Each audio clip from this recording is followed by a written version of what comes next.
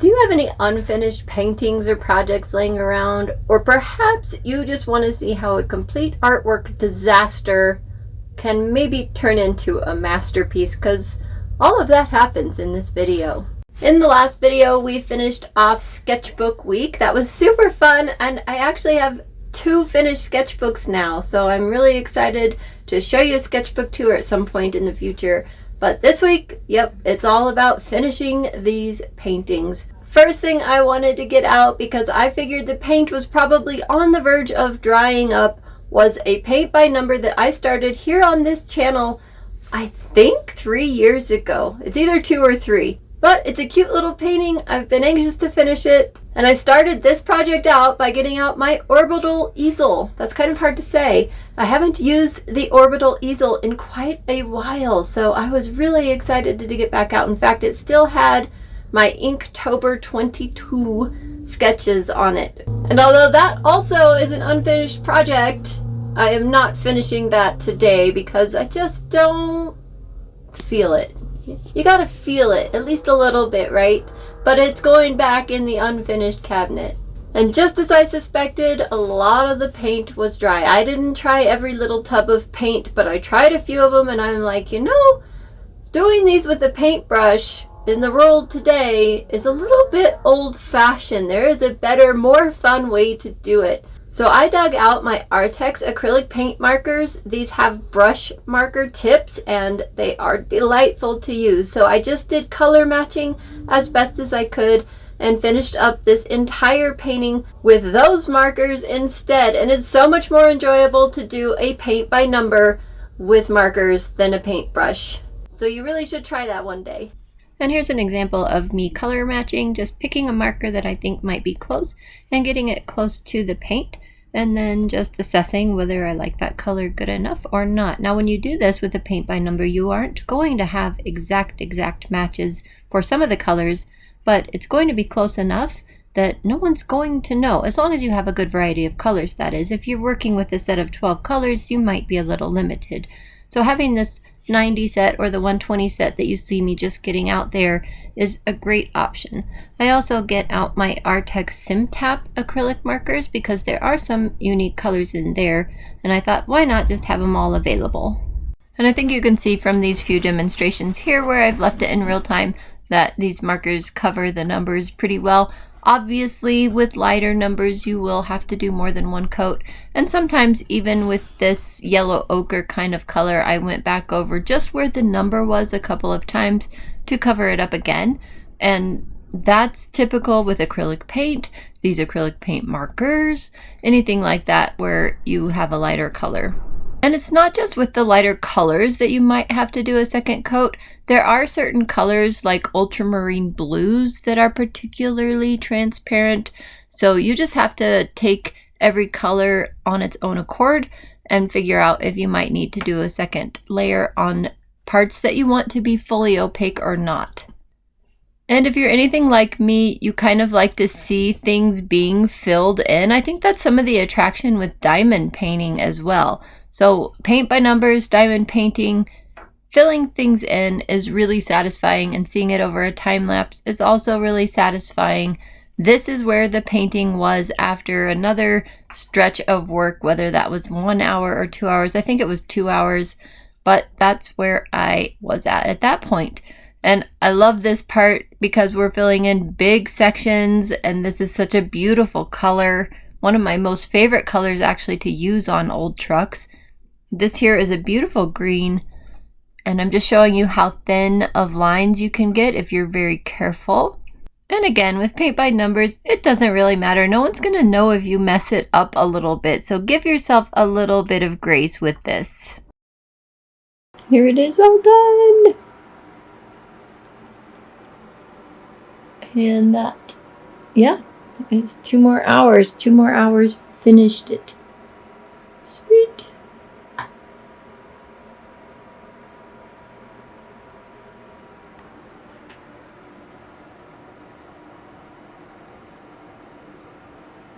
Now what to do with it, I don't know. I just wanted to show you what was on my desk after this process. So every Artex acrylic marker I own, plus I got out some of a different brand just to see if I had thinner lines with them or different colors. I don't think I really ended up using maybe more than one of those other brands, but it was fun to have this selection, and I decided to put it on the wall over there. I just used staples. And for now, staples will be fine, but it would be nice to get it put on a hard surface and have a frame around it. It's super fun. The bear painting on the right there is not my painting, and the seascape on the left was not my painting as well. So we're moving on to this next one. I signed up for an Aaron Blaze watercolor workshop, and this was a painting I did not complete. And in fact, I was so underwhelmed with the photo reference that I decided to use a paper block that wasn't cotton. And I had a palette clean out first. I wanted to use my Magello Mission Gold watercolors, but I didn't want to waste all the little pretty colors that I had in the mixing space already, so I got out my Canson XL watercolor sketchbook and just kind of did a background with the leftover paint that was on the palette and then just wiped it out with a paper towel. This is the painting here. During the hour and a half workshop, this is how much I got done on it, and we did mask out the trees and tried to follow along. I just was not inspired by this reference. I just wasn't inspired at all. Why would you look at this reference and say, yeah, I want to make a beautiful painting out of that? It just didn't fit for me. It may fit for many, many people. It did not fit for me. I have painted birch trees or silver spruce or aspens, whatever you want to call them, before. I have an entire tutorial on my channel about it, which I will link in the corner, and it'll show up in the description box below for you as well. So I tried to do my best effort. I'm like, okay, if I work in the greenery in the background, maybe this will inspire me to keep going.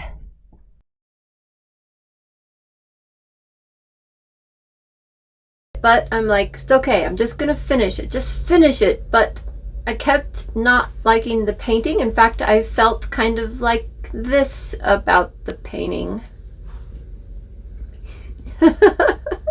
Oops. Anyway, I walked away from the painting for a day after a while. Well, I sat down to work on my painting today, just checked on everything an hour before, had my water dishes out on a microfiber rag, like so. And I realized this morning that I left these out with the microfiber rag, but they had lived. Normally, I don't leave them out because of the cats, and the cat's claws can sometimes get stuck in the microfiber and pour these, but it had been out since yesterday morning, and I checked on it just an hour ago this morning, and it was fine. Well, came in hour later, both of these were dumped out, and the rags bunched up, both these on their side. This is a lot of water. These are big. So it spilled everywhere. Like, this is made up of cardboard and it's soaking wet. The paper is wet through and through, and it destroyed the painting. There was water everywhere. I would say my desk is probably 5 feet to this edge over here, and then another 2 feet. It's on the floor. But sadly, the part I worked on most yesterday is the part that is ruined the most, although it's all over all of this too. And I wasn't excited about finishing this painting to start with, as you know. But now I kind of feel like it's a challenge. Can I fix this? I am going to let it dry out completely though, just because I don't want to keep working on it when it's so wet. So I have this in front of a heater when I'm not talking to you about it, but like, oh, it's just soaking wet. It's so wet. So I'll continue putting this in front of the heater, but it's going to delay my day, and today's my last day to work on it. But maybe I can get to it this afternoon instead of this morning and just flip my day around. I don't really have a choice. Stupid cats. I love my cats and I hate them all at the same time. Okay, I'm gonna go turn the heater back on and stick this back down there. At first I was like, all right, an excuse to throw the painting away because I don't want to finish it. Why do I not want to finish it? I don't know, but now it's a challenge. I tell ya, I am challenged and I like challenges. So here it is in front of the heater. Those two bags you see to the right of the heater are the bags I take to class with me, which is where I had to go in the afternoon. So my work time is in the morning, teach classes in the afternoon, but I decided to switch that, take this with me in the afternoon. This is how it looked dried. Plan was to revive this painting with watercolor, but I ended up in class with my gouache palette, a little dried gouache palette that I had made that I will do a video on later, and decided to do it with gouache. And oh my gosh, I had so much fun. I took artistic license, which we all should do, and changed the colors of the reference photo, and I love how the painting turned out at the end. And that's a good lesson for all of us. Maybe if the painting isn't working, try a different medium on that same painting.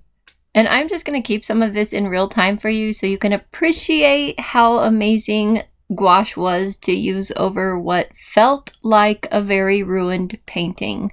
And while I will go into more detail in a later video, the palette that I'm using is a Mungyo Compuzzle palette. In it, I have Shinhan gouache mixed with Winsor & Newton watercolor blending medium, thanks to a very good tip by a friend online.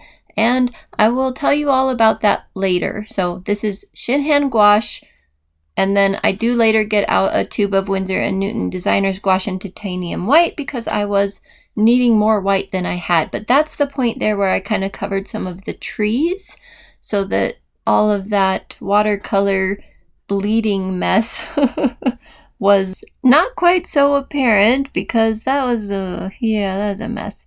But here I am taking a chisel blender or chisel brush with the watercolor mess that I had already.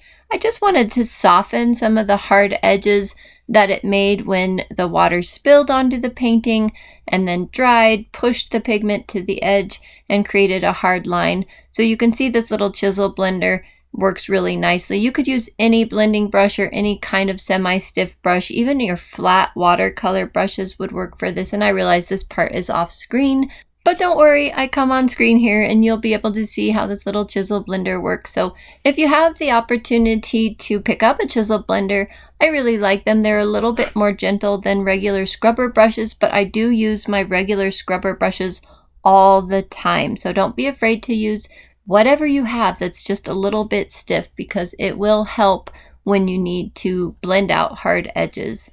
You can see how well it works up there, and then usually you need to clean the brush a lot, but I am taking advantage of the paint that is coming off on the chisel brush from trying to blend those hard edges out and just making vertical up and down grass-like shapes.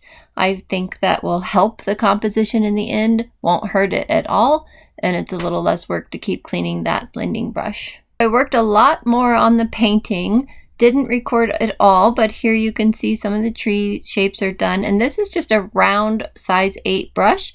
I'm using the gouache pretty dry, pushing on the brush to spread the bristles and just pulling straight up. That makes a fun grass-like shape, and when you have gouache on your brush, which is mostly opaque, it creates a beautiful grass. It's like a dry grass effect with this particular color, and it works perfectly for this painting. So that was really fun to do. And this is what the painting looked like at this point. I added a lot of grasses, dark grasses, light grasses, medium grasses, and here it is with the tape off when I am considering it done. Considering the very boring reference photo, I think this turned out pretty well. I love that rock, but there's the boring reference photo, and my painting, I just added some more blue in the trees, some more life and light and color to it, and I do like my painting a lot more. I really enjoyed using this dried gouache palette, so I'm hoping that inspires you if you have gouache around your house to get it out and use it, because it can really bring a blah painting back to life, or one that your cats completely destroy by spilling all your water on it. So here's a little bit closer look. You can see all the detail if you want. And I probably could have gone in even more with deeper shadows and this and that and made it even more interesting, but this here took about 3 hours and I was completely content with how it turned out, considering I did not like it at all at first. It makes me very happy now. The paint by number project took 2 days to finish because I only allow myself 2 hours a day where I absolutely have to be working on just the project of the week. And I did work on it a little bit longer than the 2 hours the first day, and then I worked on it 2 hours the next day and finished it up. So that was 2 days, and then trying to finish the painting with watercolor the first day took 2 hour slot that I had, and then the cats ruined the painting, and then I finished it in another 3 hour slot. So total of 4 days, and that was all the days I had available that week to work on art projects. But it was a successful week. I'm very excited. And next week is Loose Papers week, so definitely stay tuned for the next video if you don't want to miss how that goes. Well, thank you so much for joining me today. Hope you have a lovely time working on your own artwork. I hope this inspired you to work on your own artwork, and I will see you in the next video. Bye for now. That was a project that got interrupted. Of course, there's race cars. Everywhere race cars. And another race car. Why you cry, baby? Oh, scary job. Why you cry, baby? Why? Oh, baby, why? They're all starting now.